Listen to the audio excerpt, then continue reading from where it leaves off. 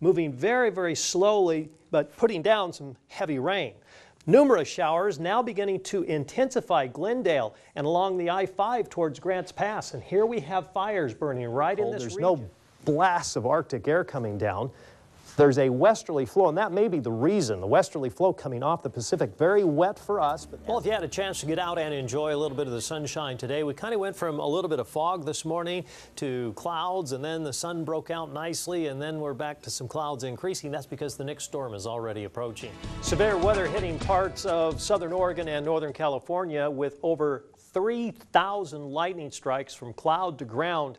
Many of the thunderstorms hitting over the complexes of fires as well as in the Medford area. Reports of marble-sized hail around Phoenix and petamarble-sized hail in Medford and north. They come this way, they go this way, but there could be as many as 50 to 100 per hour after midnight between there and about, just before sunrise. As expected, this has been the most active day of the thunderstorm days, and it is spinning thunderstorms all the way from Eugene northward into the Portland area. Look at these reds and yellows now approaching Portland, and we have showers and thunderstorms that remain across the western sections of our area, and some of them are producing rain in the fire areas. Now, the Labrador fire is about right here. These are two large thunderstorms, one in northwest Siskiyou County, and another one is just west of 199 in Cave Junction.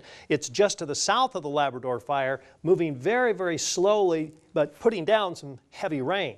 Numerous showers now beginning to intensify Glendale and along the I-5 towards Grants Pass. And here we have fires burning right in this region. We have thunderstorms developing on top of them, and that is not what we need right now. The good news is we're seeing fire dispersion. With the air opening up, the atmosphere lifting out, air quality has improved considerably.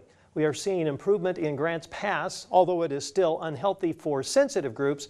We're also seeing that in the Applegate Valley. Everybody else is moderate, which is the best we've seen in a long, long time.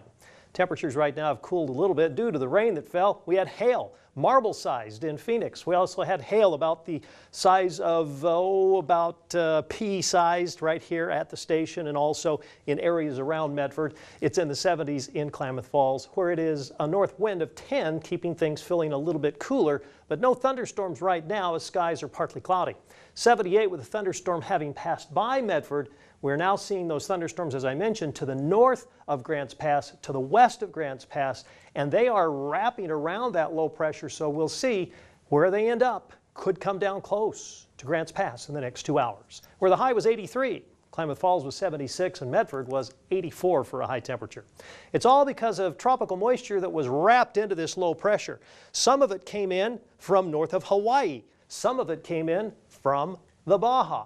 And this low pressure, very slow moving, has been the collection point of all of this tropical moisture. Now that it's collected, now we have the heating from the sun. We've had those numerous showers and thunderstorms, and as I've mentioned, we've had numerous reports of hail and strong gusty winds and also very heavy rain.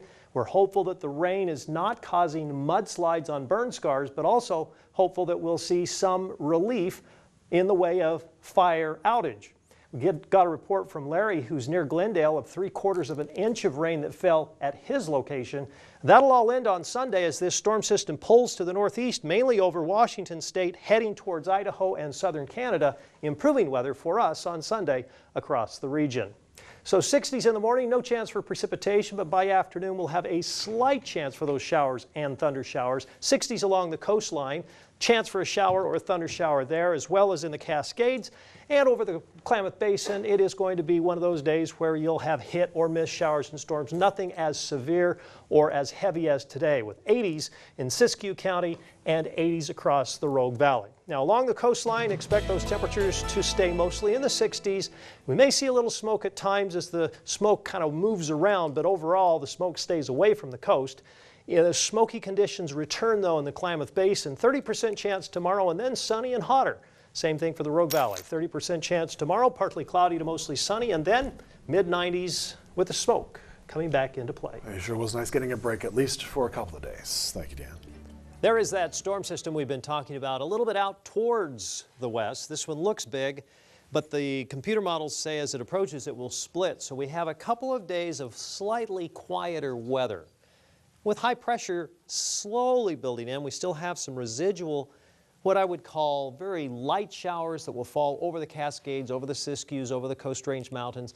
Nothing significant. Right now, in fact, it is mostly clear in Medford. We are 39 degrees, winds are south at 5, barometer is rising, and as the barometer rises both here and in Klamath Falls, that's indicative of high pressure at the surface building, and usually that is fair weather. Okay, so 28, and fog likely to form both in Medford and Klamath Falls and many other areas as we see temperatures today staying below normal in the Klamath Basin. 42 degrees for the high temperature. It was 46 in Medford, that's right on normal, 63 the record high. So far we're, well, about 2 inches above normal for the month, and we're only a third of the way through the month, by the way. And we are 4 1/3 inches above normal for the water year, 10 1/2 inches. We are way, way above normal. So let's set the stage here. We have this storm system that went through, a little high pressure today, still some residual showers, but storm's out there. Here's this storm coming in. Watch what it does on Thursday. It approaches, it looks big. But still, tomorrow, high pressure over us, so fog and low clouds, partly cloudy in the afternoon. The fog should lift in the afternoon. In some places, it may hang around, but tomorrow looks like a pretty good day. There's that storm. Looks pretty good size, but guess what it's going to do?